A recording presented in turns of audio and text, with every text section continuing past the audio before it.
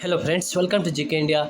आज की इस वीडियो में मैं बताने वाला हूँ बिहार एसएससी इंटर स्तरीय भर्ती परीक्षा 2014 में राजस्व कर्मचारी के पद पर चयनित होने वाले उम्मीदवारों के कार्य के बारे में। जी हाँ, बहुत सारे लोग यहाँ पे जो राजस्व कर्मचारी के पद पर चयनित हुए हैं वे अपने कार्य के बारे में जानना चाह रहे हैं।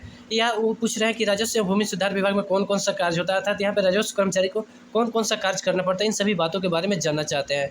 तो आज की इस वीडियो में मैं बताने वाला हूँ कि राजस्व कर्मचारी के कार्य क्या है और राजस्व एवं भूमि सुधार में कौन कौन से कार्य करवाया जाता है, इन सभी बातों के बारे में जानेंगे।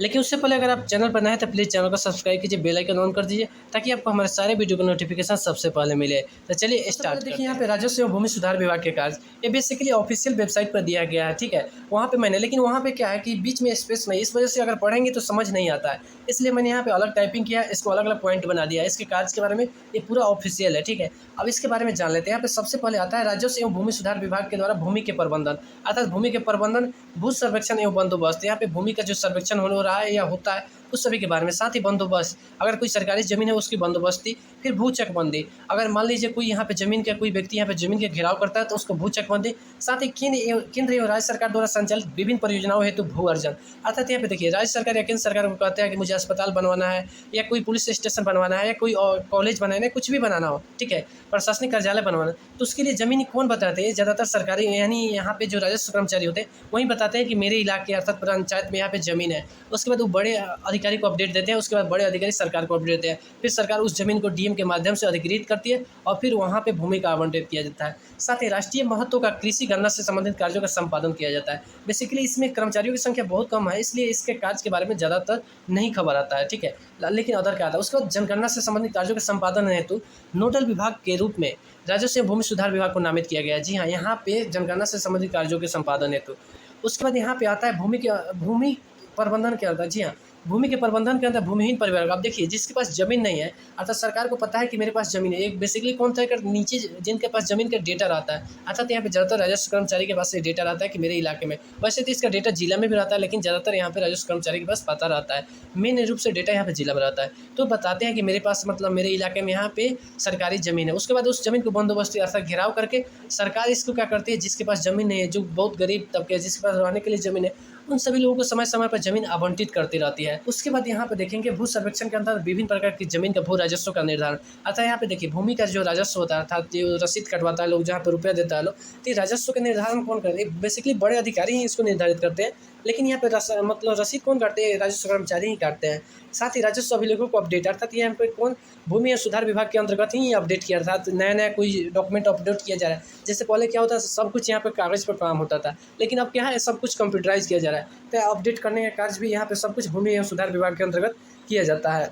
साथ ही इससे जुड़े अभिलेख भी होते हैं, उन सभी का निर्माण एवं निर्धारण भी किया जाता है। उसके बाद यहाँ पे देखेंगे राजस्व विभाग के द्वारा भू राजस्व के निर्धारण एवं वसूली। जी हाँ, यहाँ पे लगान जो रसीद वसूला, मतलब रसीद के माध्यम से लगान वसूला जाता है। जो सारे किसान मतलब जिनके पास जमीन, वो सारे लोग कटवाते हैं रसीद, वो सारा क्या है यहाँ पे इसी विभाग का रहता है, भूमि और राजस्व सुधार विभाग के द्वारा किया जाता है, और इसमें राजस्व कर्मचारी की बहुत बड़ी भूमिका होती है। उसके बाद सरकारी संपदाओं के प्रबंधन एवं राजस्व पदाधिकारियों या राजस्व न्यायालयों के क्षेत्राधिकार का निर्धारण विभाग, ये बेसिकली बड़े पदाधिकारियों का है। उसके बाद में आते हैं राजस्व से संबंधित विभिन्न अधिनियम एवं नियमावली, बेसिकली क्या है कि मंत्री जी करते हैं, अर्थात सबसे बड़े पदाधिकारी। अगर आपने इससे संबंधित प्रशासनिक ढांचा के बारे में वीडियो नहीं देखा है तो इससे पिछले वाला वीडियो मैंने डाल दिया, उसको जाकर देख सकते हैं। प्रशासनिक ढांचा अर्थात प्रमोशन के, राजस्व कर्मचारी को प्रमोशन के बाद कौन सा पद मिलेगा उसके बारे में उसमें आपको पूरा संपूर्ण डिटेल्स मिल जाएगा। उसके बाद में आता है भूमि सर्वेक्षण कार्य को पूर्ण करने के पश्चात सर्वे मानचित्र।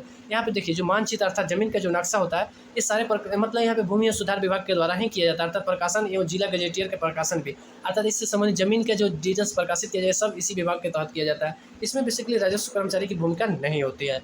उसके बाद आते हैं बाजार के, देखिए विभाग के द्वारा ऐसे बाजार, देखिए बहुत सारे अपने आसपास में बहुत सारे ऐसे बाजार होंगे जो सरकारी ज़मीन में संचालित है, ज़्यादातर लोगों को ये पता नहीं होता है, लेकिन कुछ लोगों को पता है, आप अपने आसपास पता करेंगे। उस सब क्या होता है, देख रेख यानी पूरा सब कुछ नियंत्रण एवं बंदोबस्ती यानी राजस्व विभाग के द्वारा ही किया जाता है। इसमें बेसिकली योगदान राजस्व कर्मचारी का होता है। उसके बाद में ग्रामीण स्तर के साहूकारों के कार्य, अब देखिए क्या होता है, ग्रामीण स्तर पर जो साहूकार होते हैं ना, अब साहूकार का मतलब जो कर्ज देते हैं लोगों को, वो क्या करते हैं, कई बार लोग कर्ज नहीं चुका पाते तो वहाँ पे वो ज़मीन की अधिक बंदोबस्ती कर लेते हैं, अर्थात दूसरे की ज़मीन ले लेते हैं। तो यहाँ पे इससे संबंधित मामला जाता है तो कौन निपटाते हैं, यहाँ पे राजस्व विभाग ही निपटाता है, ठीक है, यानी राजस्व विभाग ही देख रेख करता है। इसमें हो जाता है अंचल निरीक्षक एवं अंचलाधिकारी अर्थात सीओ एवं सर्किल इंस्पेक्टर, ये लोग देखते हैं। साथ ही में राजस्व कर्मचारी की भी बहुत भूमिका होती है। उसके बाद यहाँ पे देखेंगे विभाग के द्वारा भूमि या भूदान भूमि के प्रबंधन से संबंध देखिए यहाँ पे देखिए बहुत सारे लोग पहले के समय, अभी के समय तो ये नहीं हो रहा है, लेकिन आज से 20 साल पहले तक बहुत सारे लोग यह होता था कि लोग दूसरे को जमीन दान में दे देते थे।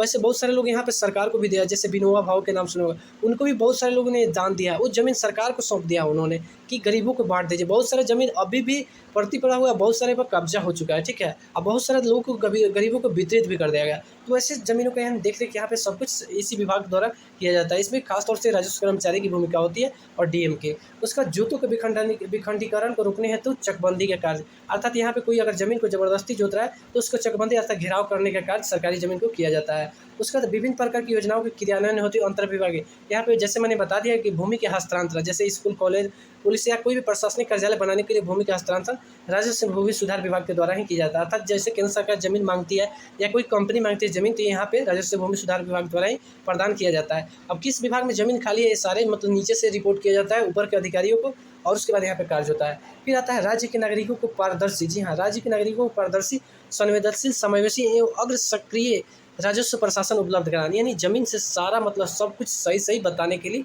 मतलब यहाँ पे संवेदनशील होकर कार्य करने के बारे में यहाँ पे व्यवस्था किया जाता है। उसके बाद भूमिहीन गृहहीन परिवारों को आश्वासन, जैसे मैंने बता दिया है कि जिसके पास भूमि नहीं है उसको भूमि आवंटित करने के कार्य इसी विभाग द्वारा किया जाता है, अर्थात बताया जाता है, उसके बाद सरकार इसको देती है। फिर देखिए सबसे बड़ी यहाँ पे देखिए, इसके बारे में तो सब लोग जानते हैं और वसूली भी करते हैं, ठीक है। आम लोगों को ऑनलाइन दाखिल खारिज, जी हाँ, दाखिल खारिज अर्थात जमीन की खरीद बिक्री से संबंधित कार्य, ऑनलाइन लगान रसीदें ज़्यादातर राजस्व कर्मचारी ही करते हैं। ऑनलाइन एलपीसी, इसमें मोटी रकम वसूलते हैं, ठीक है। ये बहुत ज़्यादा यहाँ पे इसके बारे में देखिए, अगर पूछेंगे तो बहुत पता चल जाएगा। अगर आपको पता नहीं है, जैसे ही कार्य करेंगे सब कुछ आपको पता चल जाएगा। वहाँ पे आपके कर्मचारी बता देंगे या आम जनता ही बता देते हैं ऐसे ऐसे कार्य किया जाता है, या उसमें के आसपास के स्टाफ बता देंगे। उसके बाद यहाँ पे देखेंगे भू चकबंदी के माध्यम से भूमि के विखंडन को रोकना तथा छोटे जोतों का समेकन भू सर्वेक्षण के माध्यम से, अर्थात यहाँ पे सर्वेक्षण के बारे में छोटे छोटे खेत है उसके बारे में यहाँ पे नियम तय करना। उसके बाद भू हदबंदी अधिनियम में भूदान से प्राप्त भूमिहीन को, अर्थात यहाँ पे जैसे मैंने बता दिया भूमिहीनों को जमीन वितरण करने के बारे में यहाँ पे बेदखल आवंटित पदाधिकारियों को दखल करना। उसके बाद यहाँ पे परियोजनाओं के सफल क्रियान्वयन के लिए रैयती भूमि का अर्जन एवं सरकारी भूमि का हस्तांतरण सुनिश्चित करता है।